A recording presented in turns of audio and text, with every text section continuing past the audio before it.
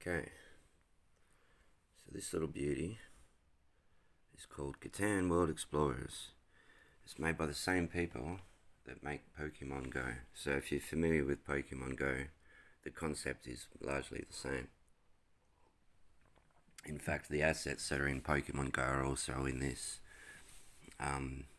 Pokestops and gyms. They're not always in the same place, but if there's a gym or a Pokestop in Pokemon Go, there will be something in Catan. So the basic idea of Catan is that you walk around in the wild and you gather resources and you find settlements, which with the resources you have gathered, you can add cards to.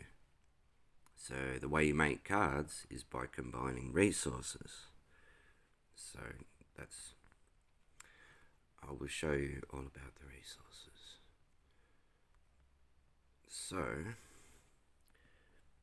these are your basic resources. You got wood, brick, wool, grain, and rock. And you start off with a limit of 60, which is not a great deal. I've boosted mine twice. I haven't been playing long. That cost 500 gold to boost it twice. Now, I'll just quickly talk about gold. You can buy gold in-game, or you can gather it, which is what I do. So you'll get it. There's a couple of ways you'll get it. You'll get it for performing quests. Now, this is my daily quest. It's good for 10 gold. And the other ones, well, let's talk about it.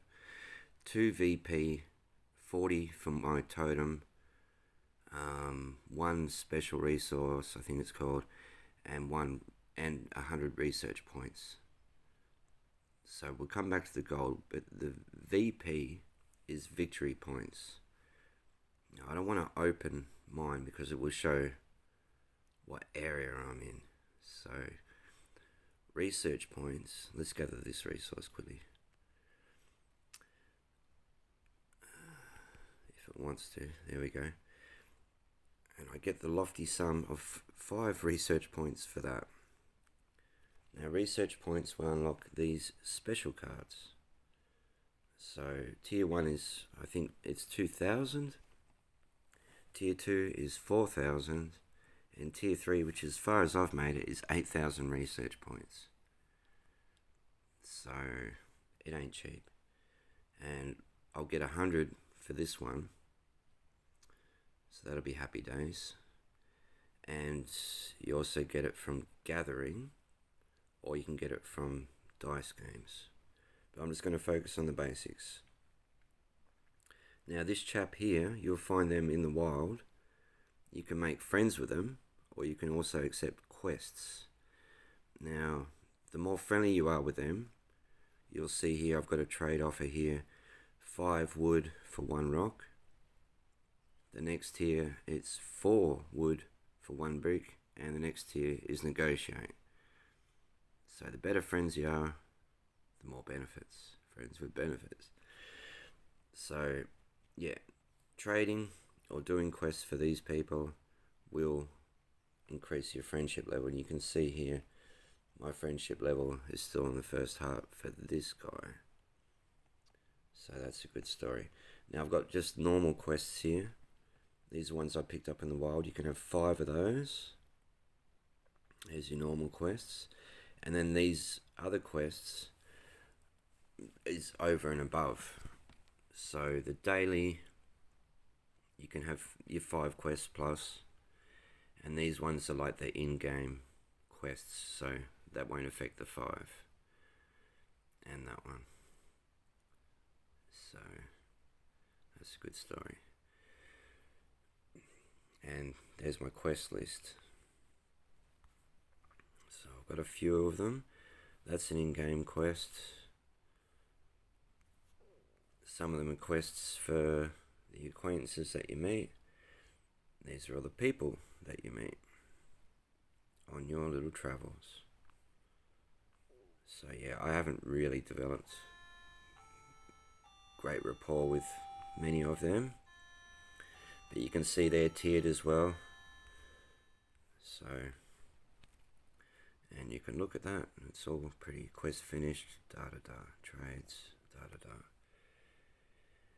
And then as you go along, you get little bonuses, typically golden settlement cards for achieving various things. So let's just start off with your personal settlement. So the personal settlement is temporary and will reset at the end of the season. Now the seasons are 2 weeks at the moment. This is my personal settlement. Unlike settlements that you find in the wild, you can't make these any bigger. They're only going to be 3.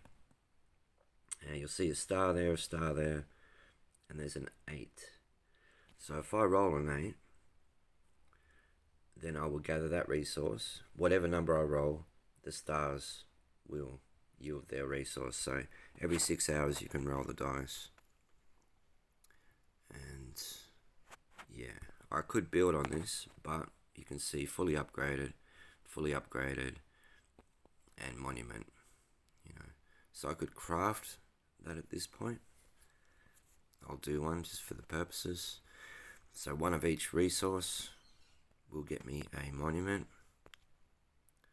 Then if I wanted to get more, I could either buy mini games, or at this point roll if you have some, or trade in settlement. So you can see 7 of that resource. One of that resource will cost 7 of these other ones. I'm not really feeling that because I know I can get better rates. I can get 4 or even lower depending on where I go. But I could trade. I'm not going to. So that's that. I'm going to play this card, and that'll raise this monument to level 5. And I get victory point for the wolves. So there's 3 clans, or whatever you want to call them, teams. Red, blue, yellow, same as Pokemon. I'm red. I advise you to pick red because we need the help. We're coming second at the moment. Like I said, there's the scoring thing in the bottom left corner, but if I open it, it will show what area I'm in, and I prefer that people don't know whereabouts I am. So I'll just gather that because I'm mean. Now, you see these, I believe it's hexagon.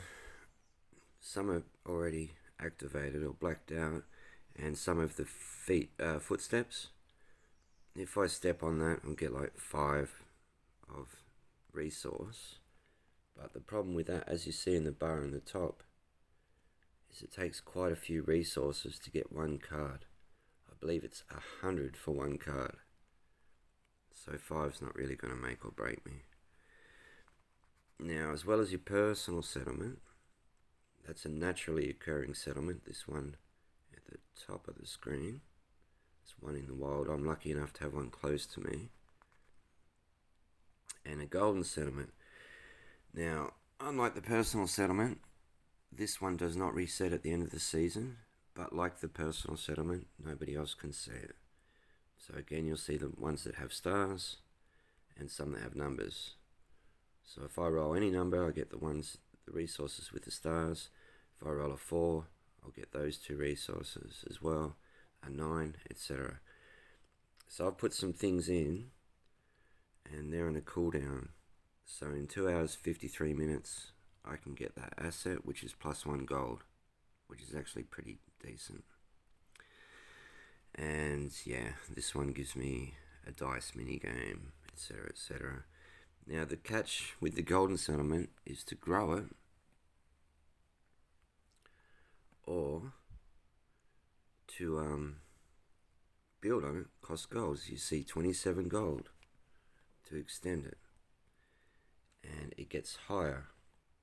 So the first level is always cheaper. So I'll show you what I mean by that. So to lay a card on top of that is 250 gold, and same with that because it's already developed. But if I was to lay the archive down, which is plus 100 research points, only cost me 50 gold. So you can see it grows pretty quickly. And the same with growing. You know, it starts at 27, but that will increase. And I'm not going to spend my gold at the moment because I'm saving to increase my resource limit or increase my development card limit, because when you're out and about it's pretty easy to run out of slots. So you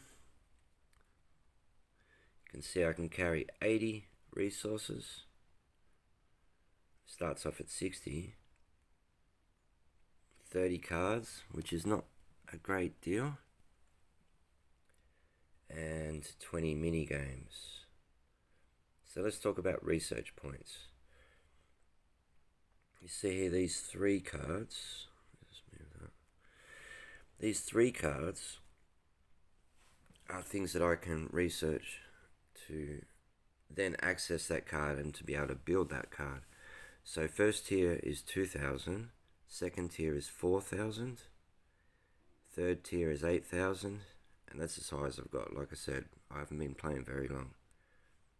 So I've got 1,800 research points, but I'm just saving at the moment. So, yeah. That's the basics. You can see that's a resource there, but I can't reach it.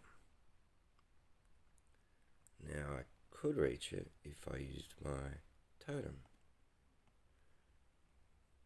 And there's my totem there, near some other resources. But to get in there to harvest it cost me 5 totem points. I've got 287. How do you get totem points? Well, by performing quests. So this is my daily quest. Every day you get quests.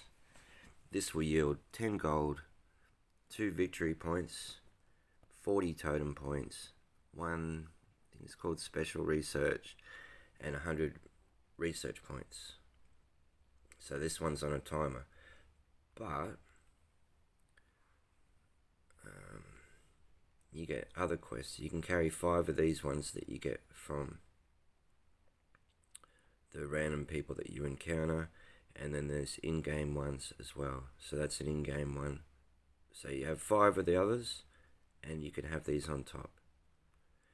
Now victory points is the total amount of points at the end of the season.